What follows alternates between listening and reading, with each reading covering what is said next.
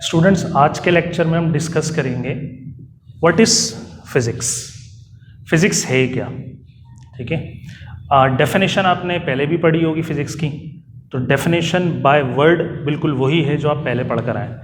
अगर हम word physics की सबसे पहले बात करें तो फिजिक्स वर्ड का जो ओरिजिन है बेटा स्टूडेंट्स, वो फायोसिस से है।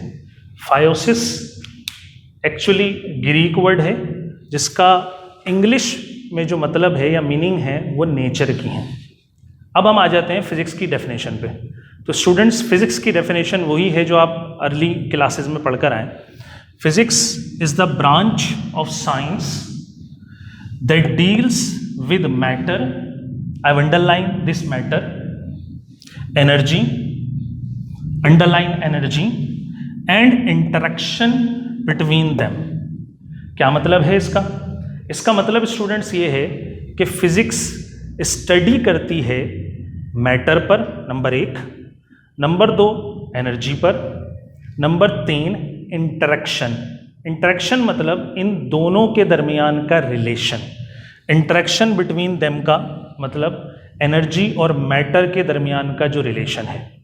तो हम अपने लेक्चर को आगे लेकर चलते हैं, लेकिन सबसे पहले फिजिक्स की डेफिनेशन में आने वाले 2 वर्ड, अगर हमें इनका मालूम नहीं होगा तो हमें फिजिक्स की डेफिनेशन कभी भी समझ में नहीं आएगी।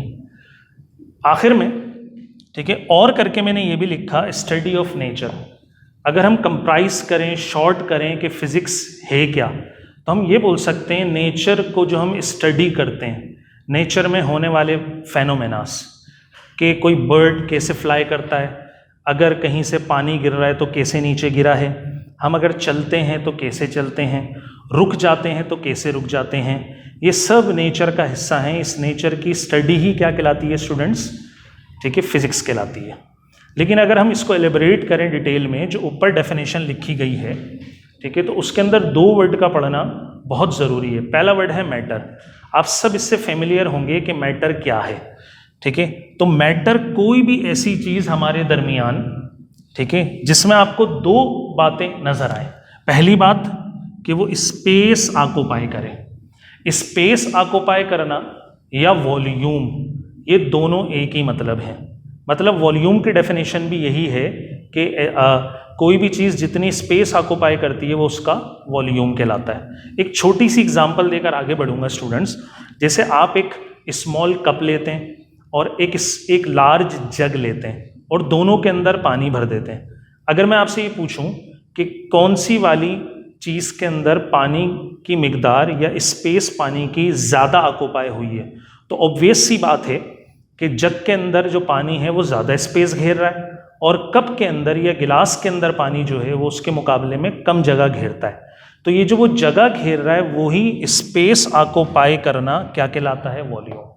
अगर किसी चीज़ के अंदर ये सलाहियत मौजूद है तो फिर हम ये बोल सकते हैं कि वो मैटर की कैटेगरी में आएगी। ठीक। दूसरा कि उसका कोई मास हो या वेट हो। ठीक।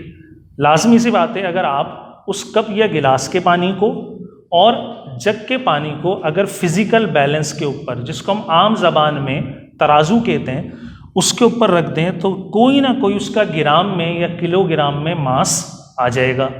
अगर ये 2 चीज़ें आपको नज़र आती हैं तो फिर इसका मतलब वो मैटर है। इसी तरह अगर आप अपने इर्द गिर्द देखें तो आपको मेजॉरिटी में मैटर नज़र आएगा। मिसाल के तौर पे, ठीक है, आपकी टेबल पे रखी हुई बुक, आपके घर में कोई टेबल, चेयर, आप खुद, ये बोर्ड, ये मार्कर, ये सब चीज़ें क्या हैं स्टूडेंट्स? ठीक है, मैटर है। क्योंकि अगर आप देखें तो ये कोई ना कोई स्पेस ऑक्युपाई करते हैं, दूसरा इनका कोई ना कोई वेट होता है। लेकिन बहुत रेयर या बहुत आम हालत में नज़र ना आने वाली चीज़ दूसरी एनर्जी होती है।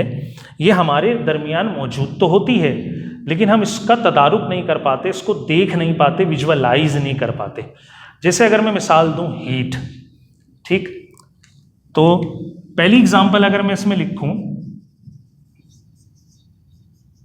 हीट, हीट क्या है? क्या हीट इसकी कैटेगरी में लाई करती है? तो आप कहेंगे नहीं करती।